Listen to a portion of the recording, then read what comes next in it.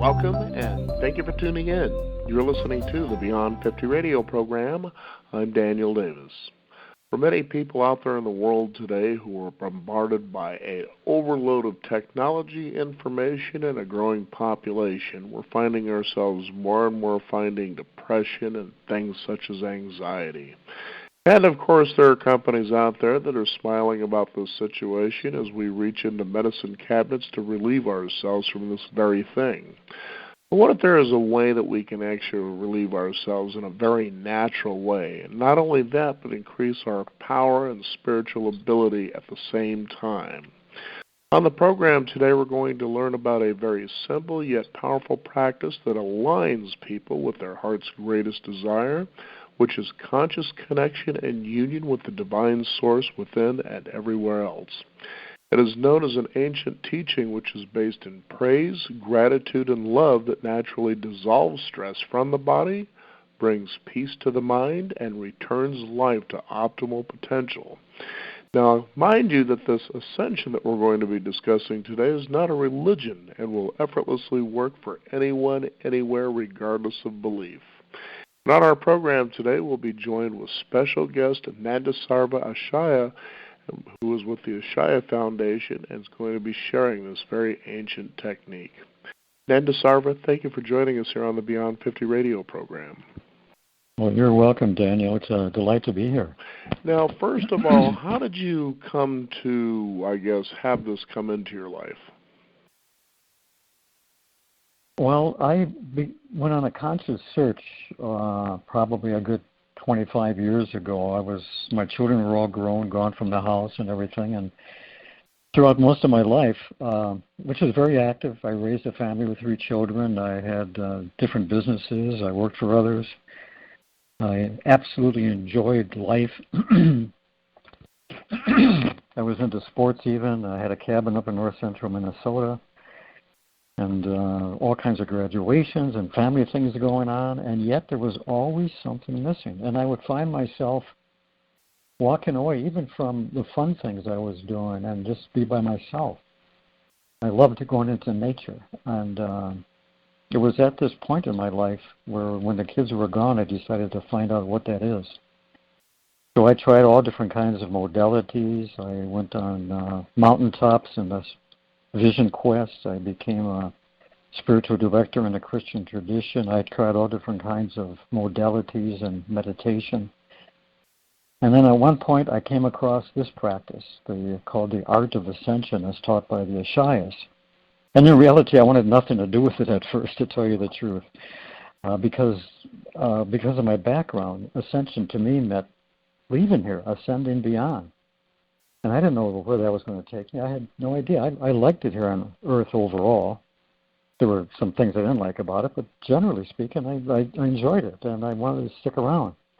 Then I found out what they meant by the Art of Ascension is ascending beyond the limiting beliefs and thoughts and ideas to the truth of who we really are and living fully here right now where we are in this moment. And that was about 20 years ago, and I took the course, and it basically changed my life from the inside out. I felt as though I had become home, and I became the finder of what I was seeking. And I think we all have to really become a finder. Otherwise, there's endless things that are going to keep us on the treadmill looking for what we want. And what we really want, we already have. We just ignore it because we're so caught up by all the distractions on the outside and these desires. And there's nothing wrong with desires, but what's the ultimate desire that we want? And I think the most important thing are answers to the questions that we all really have. The important questions is like, who am I? Why am I here? What is this really all about? This is the answer. To me, it's the answer, and for many people I've taught over the years, it's the answer. Now, it's unique when sometimes I think we find ourselves stepping off a path, and I just mean our own journey, and we feel a sense of loss or disconnection. And as you were saying, it was kind of finding a way that would actually bring back maybe a sense of personal peace. and we search outside of ourselves. Now, it sounds to me like perhaps you had found something that actually said, well, did you think that it was out there? I mean, let's go ahead and turn inward. Is that kind of an accurate way to look at this? Well, very much so. Basically, what it boils down to, as you mentioned in your introduction, is what is the purpose of life? What's the goal of human life? And there are some great teachers in the past, Christ being one of them, when he said, "Seek first the kingdom of heaven or of God, or whatever you want to call it, and then all else is added unto you." And he was asked, and he says, "Well, where is that kingdom?" And he said, "It's within you. It's already there." The old saying, "Be still and know that I am here, that I am God, I am one with you."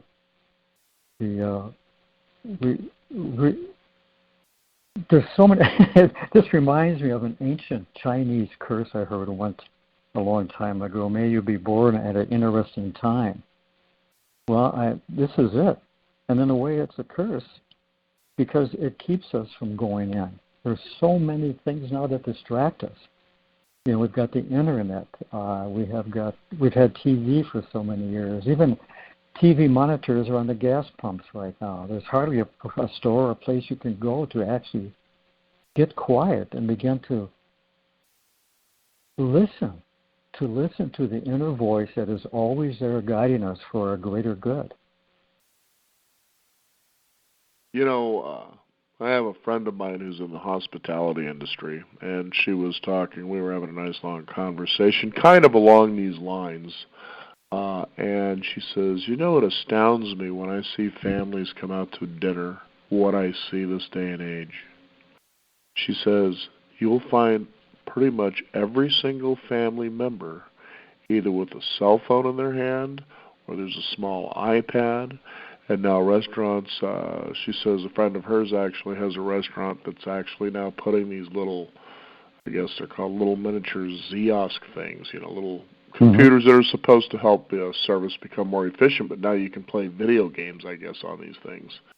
But she says, I'll see families come out, and the only time they're ever talking is when they're talking to me to tell me what it is they want. But the rest of the time, they're hardly ever making eye contact with each other. They're hardly ever saying anything at all to each other. And she says, and these children, in some cases, will run as early as 2 years old, sitting at these tables.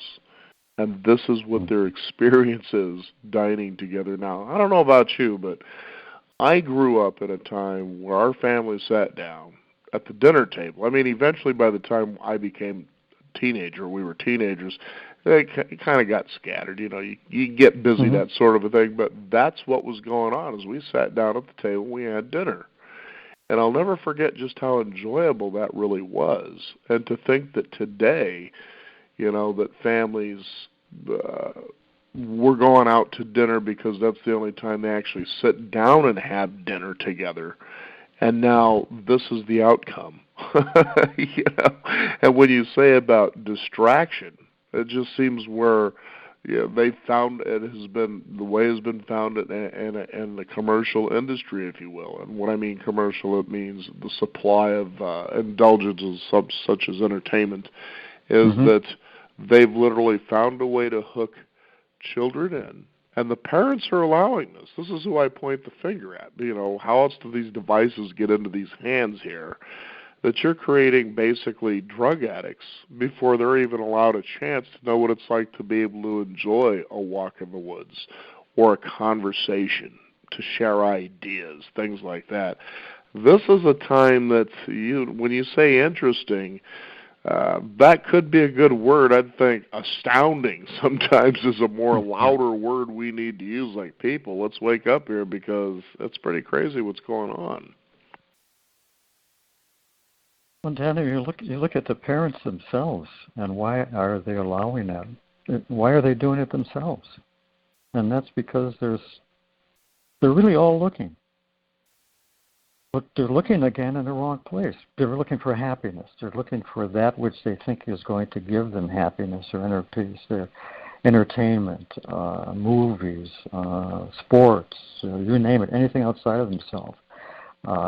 New clothes, houses, anything out there. It's just, we are in such a materialistic world, and it's even more and more so, and it's more on instant gratification, where you got places like Amazon with their Prime, they'll ship things overnight for you. Just spend $10 a month or whatever else it is, and get it quicker.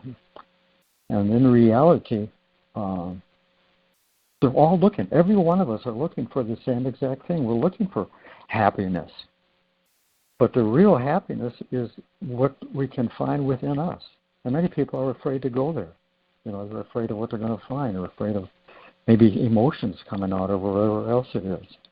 But beyond all of that, beyond the fear, and even the great masters of all time said, fear not, just go for it, go through it, go beyond it, go into it, whatever it may be, because that's where you're going to find it.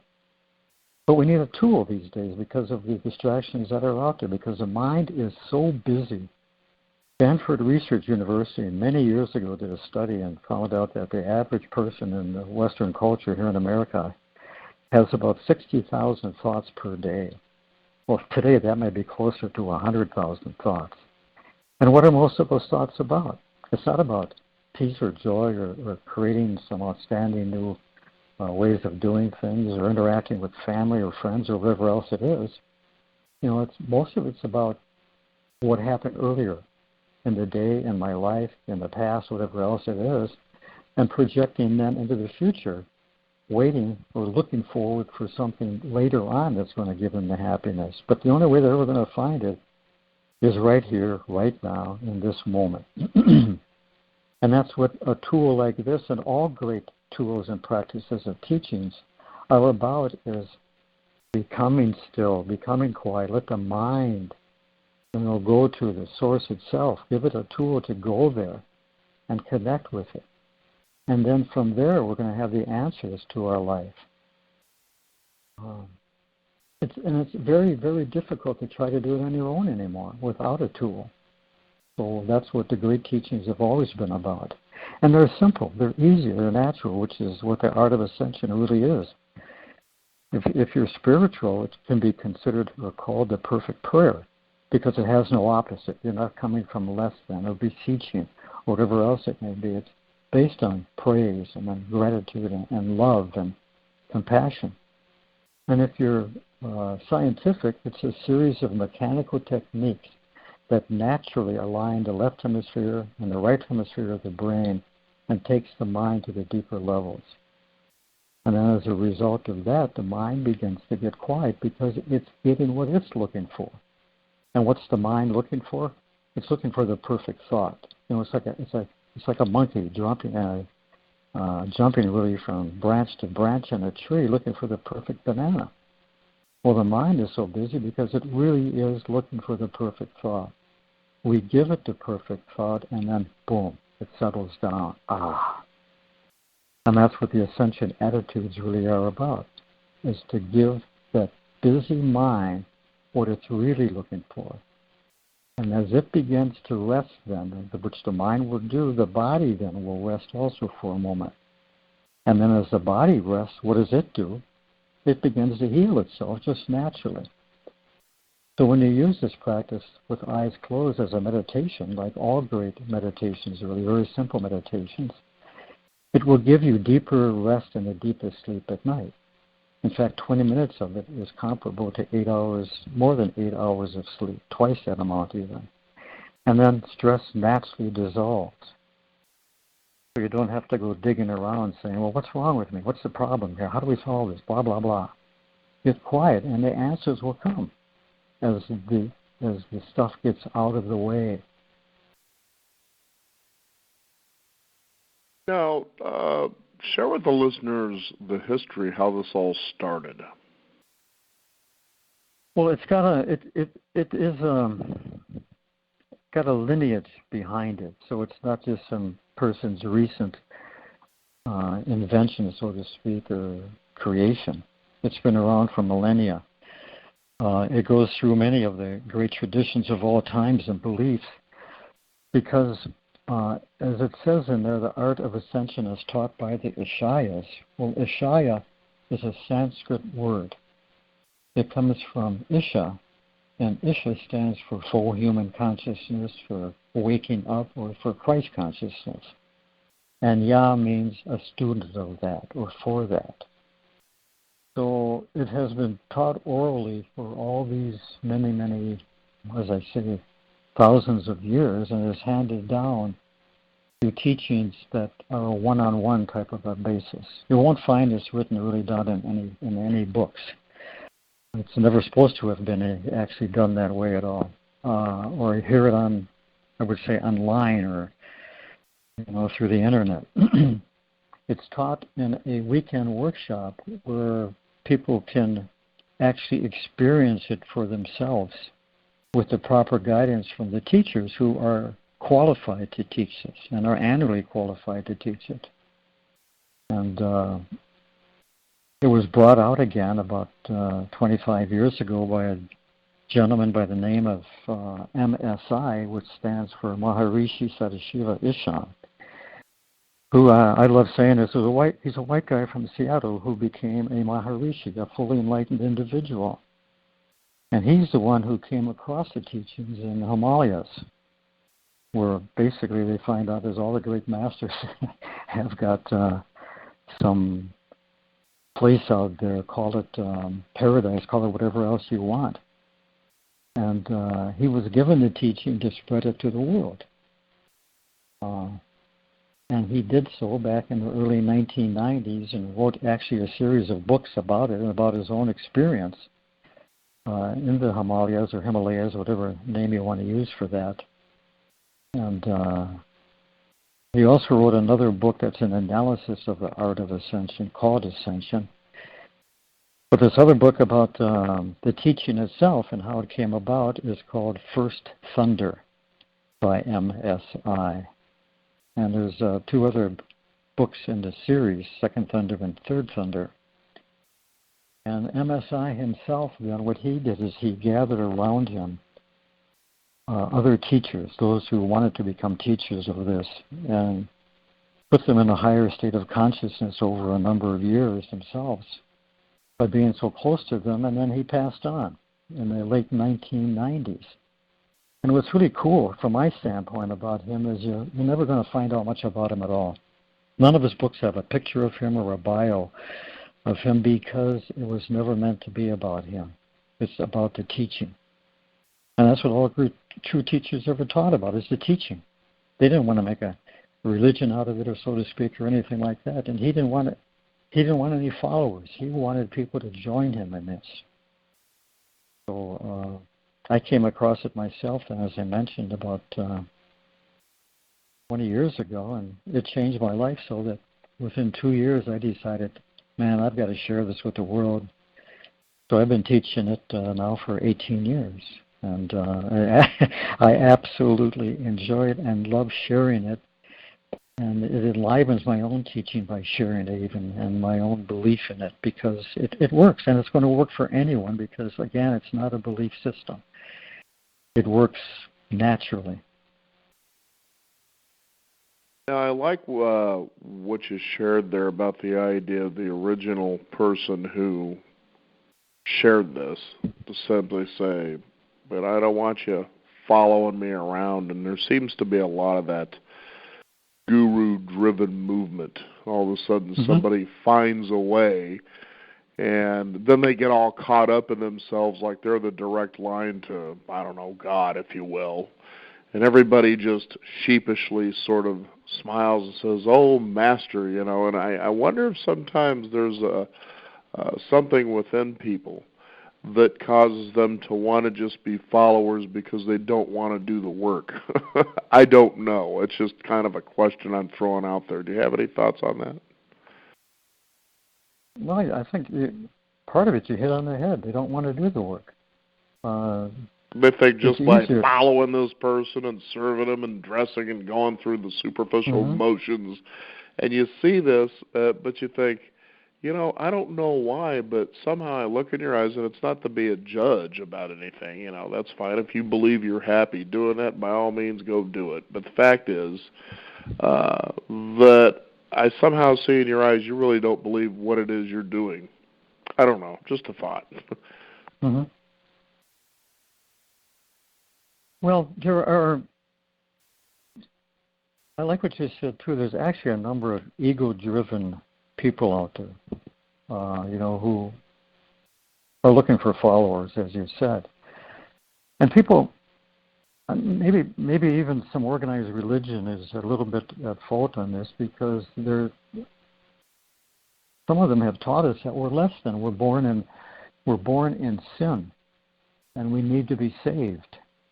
And I know many people looked at Jesus Christ as the Savior, and in reality, his message was, no, go to the Father yourself. Go to that which I go to. And become one with that. Know that. Listen to that and follow the instructions that are going to come from that. And that is within each one of us, because that's what he said, go within. And that's where a good meditation will take you. It will take you into the quiet mind. The mind does what it does. The mind is busy. But if we give it what it's looking for, it's going to begin to quiet down even more and more so. And then it's going to begin to hear. Well, we actually are going to begin to hear that silent, still voice that's always been there guiding us to our greater good. All true teachings ultimately are going to point the finger back at your own heart. And that's what this teaching does, because it doesn't tell you how to act, what to believe, what to wear, what to eat, or any of that kind of stuff.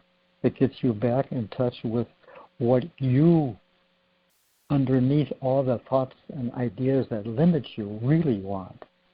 And we are the creators. We've created these lives ourselves. We don't like to believe that half the time or realize that, but we do.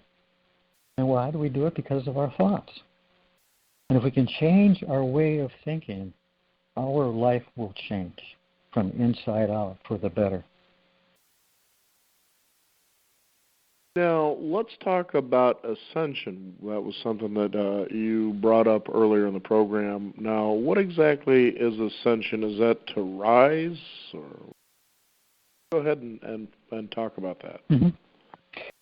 Ascension, in this particular case, the Art of Ascension, means to ascend beyond, to rise beyond these limiting thoughts and beliefs and ideas that we're less than, that we're not worthy, that we have to earn this, that blah, blah, blah, blah, blah.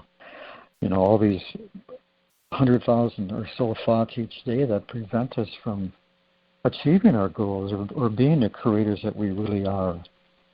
And as we ascend beyond those, we begin to see the bigger picture, and we begin to experience that which we truly want and who we truly are. And that is, and we are the creators.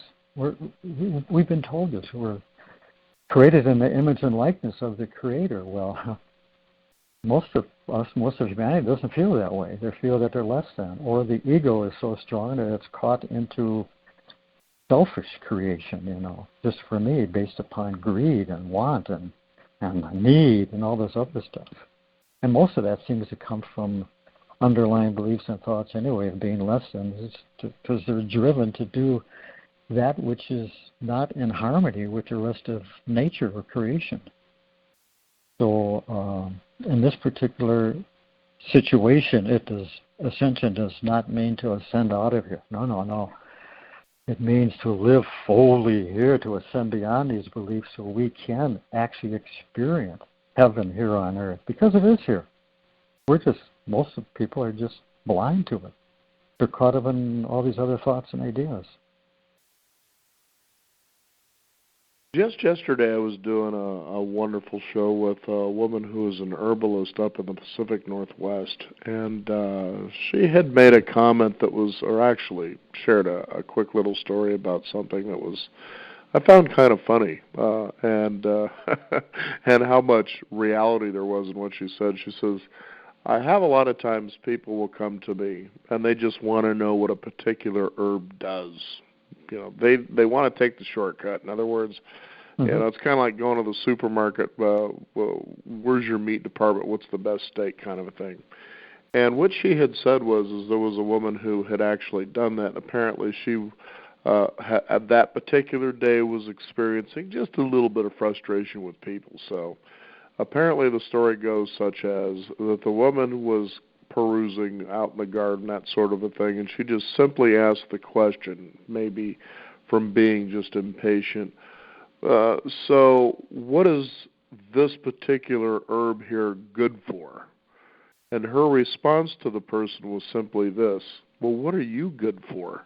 And I thought to myself, kind of the genius in that moment, that here everybody's running around expecting other people to answer their questions, to solve their problems, without doing the work, as we actually mentioned before. Mm-hmm. And it's easy, and you see it so often today, that you get to a point where, well, when you don't get the outcome that you were desiring, that you can now easily blame someone else for that situation. And I think we've come to a point where it's rather sad that we can't really take any kind of control of our own destiny, to the point that we can actually blame or even have lawsuits against people for things like that. Kind of crazy stuff. Well, it's a victimhood consciousness that's out there, and yet everybody creates it. You know, we hear about free will, and of course we were given free will, but most of us think that we have the free will to do what we want to do here. We're in reality, and this doesn't require belief or anything either. But from what my understanding and what my knowing is that our free will is that which brought us here to experience this particular lifetime, so that we can grow in consciousness.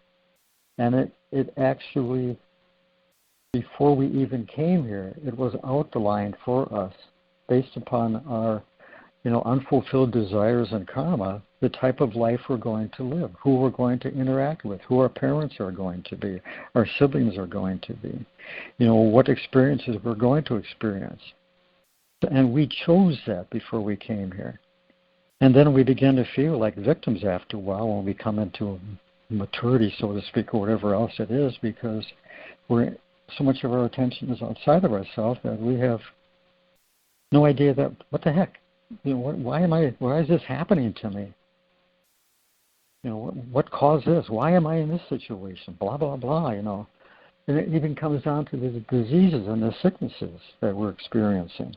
None of us are victims to it. We just like to think we are, because we don't want to take responsibility for that which we have already created. So as our consciousness begins to grow and expand more and more so, with practices like Ascension, what happens is that everything unlike unconditional love begins to dissolve from our body. It begins to dissolve from our nervous system, so that we become more and more clear, and we become more connected with, as I mentioned, that voice within us that guides us. And then we begin to actually realize in a higher level of consciousness that we are the creators. We've created it all anyway. And that everything is coming to us for our greater good, even that which we don't like or hate or whatever else it may be.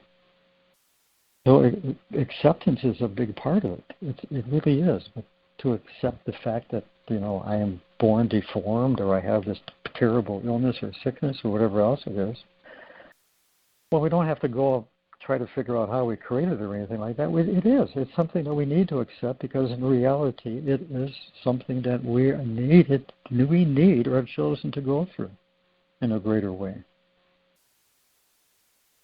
But then that gets back to the work. Most people out there, because they are so distracted, they're looking, like you say, for the easy way out, for the instant gratification. And it comes to a point where maybe some people have to suffer to the degree where they call it the dark night of the soul, where now there's only one way out, and that's to rise above it, or to leave the whole thing and come back and redo it.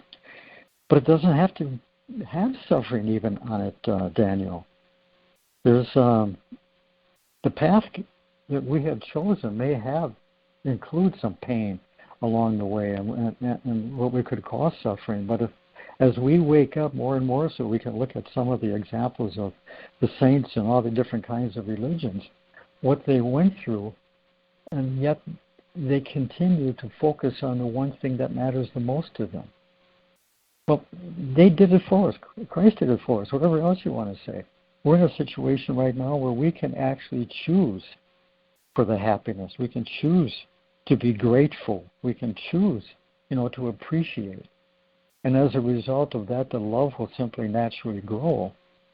And then the compassion part of it is that as we change and we focus more on praise and gratitude and love, we naturally will share that with others, and then that will grow in them more so even when they recognize it.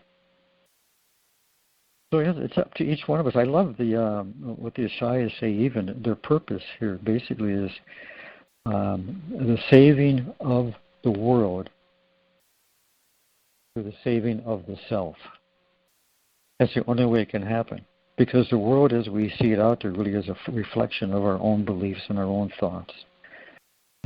Anyway, and it comes to becoming spiritually and mentally mature to realize that there are answers to who I am. What is this all about? Why am I here? Why is anybody else here? Find that out for yourself. Have the courage to go in to yourself, to go within, and let that junk and that crap and those old false beliefs and ideas simply dissolve, so that which lies within you, that bright light, it's like when you're in a dark room, it doesn't do any good to crawl around and search for the cause of the darkness. Turn on the switch and the light will come on and you can see clearly. And that's what Ascension does then. Pretty amazing just how simple it can be, but it was kind of funny how it was placed in such a tricky way. I know you're going to be looking outside yourself, so I'm going to put it in the hardest place you're going to, the last place you're going to look, which is inside of yourself. But it's so true too, just how easy life gets. It doesn't mean that you won't face challenges, but the thing is you'll get to a point in your life, I think, that you'll come to welcome them, because you realize it's so true, sort of like Nietzsche's quote, that which doesn't kill us makes us stronger. And there's so much truth in that, and that when you can come to that place where when you begin to have problems, instead of why does this always happen to me, you're simply saying, it's about time. I was getting bored there for a minute. That is certainly one way to look at it. And it's the only thing that's really going to work in the long run. I'm interested as to what's going on right now only because of Marianne Williamson involved in there. And the reason for that is I first ran across her when I read many years ago, 20-some years ago, 25 years ago, A Course in Miracles. And I was reading it to my wife at the time, and she couldn't quite understand it. So I found out about this book called A Return to Love by Marianne Williamson. And I bought it, and we read that together, and it simplified it all so beautifully. And the message was simply the same as God's message or Christ's message was, I give you a new commandment. Love. And love is not anything about separation. It's not about, judgment. It's not about the divisiveness. It's not about, me. It's about God's unconditional love. That just as you said, accept the fact that things are going to happen, and then as they come to you, just deal with it. Do something about it. Then, or it's your choice anyway. We're always choosing what we want to do. We're choosing either to follow negative thoughts or downward spiraling thoughts or less than thoughts or whatever else, or we can start following thoughts of appreciation and praise and gratitude, and that will naturally, even as that Japanese gentleman did years ago with the water. He freeze water crystals, or would freeze water, and then had give it certain thoughts, downward spiraling thoughts of anger, whatever else it may be, and the upward spiraling thoughts of praise and love and gratitude, and the water crystals would change and become magnificent. And we have that choice. We can do that at any time ourselves if we really want to. And that's what it's boiling down to right now. That the answer is already within us. It's here. The answer to all of our problems is the same, basically. The only difference is how we approach it. And so where do you go for that answer? You go within for yourself. That's the only way you're going to find it. There can be guides, that can direct you there, and help you along the way, even on the outside, like Ascension is, or teachers of certain practices. But ultimately, again, as I mentioned earlier, all true teachings are going to point the finger back at your own heart. Find a practice that takes you within, deep within, beyond all the crap, the judgment, the thoughts, the ideas, beyond all the movements, beyond all the dreams, to that still small voice, and then tune into it. Because you're going to get the answers that are going to serve you best. And if they serve you best, they're not going to serve those around you and humanity best. Because in reality, there is no one to blame. There really isn't. You put it so well, Danielle. There really isn't. Because that's giving your power away. Right, exactly, as though you're powerless. And it's up to somebody else to solve your problems, and we've come into a world too much like that. And I remember years ago someone had asked me, well, how do I do this? And I said, well, how would you do it? Yeah. And I think too often we search for solutions outside of ourselves because we're afraid of making mistakes. Well, that's how the helicopter was invented. They made a mistake and designed the thing the wrong way. Had they designed it the way they were supposed to, and actually built it the way they actually designed it, it would have never flown. I guess, so the story goes anyway. Yeah, it's really quite simple in the long run. We just make it so complicated. But we have the choice. We are the creators. We have to be the doers to create what we want. And there are no accidents, out there at all. We believe it or not, because of again what we have chosen to go through. The things happen for a greater good, for a greater cause. We just get caught up in, again, why, how come all this other stuff out there? We're blaming someone else, whatever else it is. Well, why did this happen to me? Well, that's really a good question to ask oneself. Why? Is it my thoughts, is my beliefs? Is it something I did or chose a long time ago? And it could be. Chances are it is. It has to be, really, in the long run. And it takes courage. It really does. And what it boils down to is to start just standing up for yourself. And one of the reasons I mentioned about politics is because Marianne Williamson, who is running for president right now, and wrote another book called A Politics of Love. And I just ordered that because I just found out about it. I'm very curious as to what she says in there, because as MSI says in the Ascension book, there's only one answer to all problems, and it is the same. And that's to go to the source, the ultimate source itself, to go to the source of love. Because that's what will benefit everyone, everywhere, at all times, in all generations. And then start creating from there. Whatever you want to create, whatever you want to do, however you want to change the world. We can only, again, change the world or heal the world by healing ourselves first. And then, boom, we can do it. We will do it. Now, I'm curious, as people are listening today, first of all, is there maybe an exercise you can give to our listeners that they can start with so they can at least get started?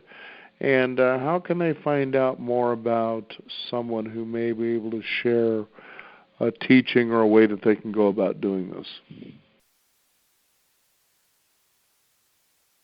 Well, the first thing that comes to me is just praise. Praise is a simple choice. And you can begin to see and look for and actually see the good in things, the good in people. something to praise about them, even something material to praise about them, whatever else it may be, how they look, what they wear, how they're dressing, how their eyes are, whatever else it may be, and be grateful, because with praise and with gratitude, it will naturally expand love. You can do that before you go to bed at night. Instead of the mind just allowing the mind to go with all these things that you got to do the next day, or you got your plans and everything else and all that. Just think of some things instead that you can actually be grateful for or to praise. And to me, that was the start of it. I would find that out in nature, as I mentioned, when I would walk away, because all of nature it praises. Everything's growing up. The birds are singing, and things are taking place that way. And there are great teachings out there. We live in a world also that people are actually waking up right now too, even with all the distractions that are going on, that really want more, that they know that their life is not going to be fulfilled or completely satisfied with the objective things, with the material things at all. So I ran across this very simple teaching called the Art of Ascension, as taught by the Ishayas. And to find out more about it, there is a website.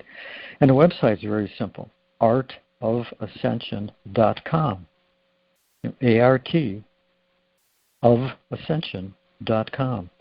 And in there are courses that you can take at their training center in Central Missouri to learn this practice. And there are also teachers like myself who live in certain areas of the country or travel and will teach. And we always teach in twos, rather than just being something that one is coming to be the teacher for it. It is a practice that I guess it even goes back to MSI.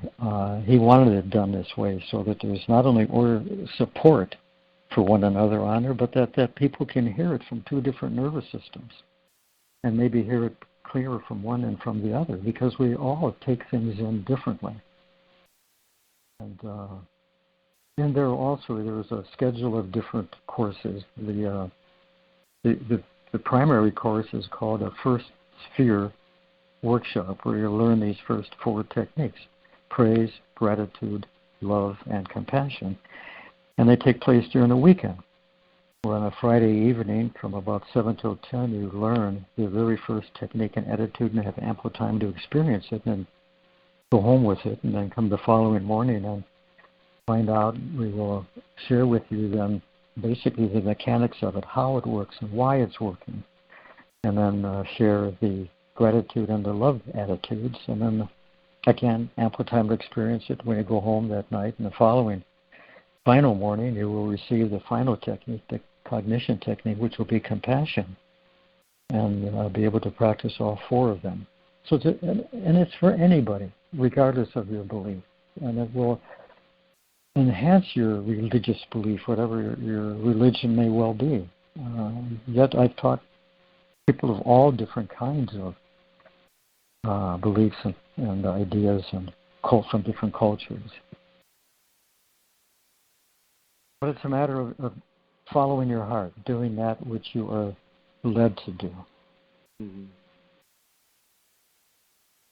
Well, it's been a wonderful time to have spent with you about all this, especially in a world today that's out there searching for answers and finding anxiety levels and stress levels rising and feeling like answers aren't being found. And then, as we have certainly said here many times, well, let's start by looking within. And if the question is, well, how do I go about doing that? Here is a particular way that might be able to help you, or should be able to help you to do that, regardless of your background or what you believe. And I think that's always an encouraging good start. For our listeners, again, go ahead and give out that website where they can find out more about this. artofascension.com. Very good. Do you have any final thoughts for our listeners?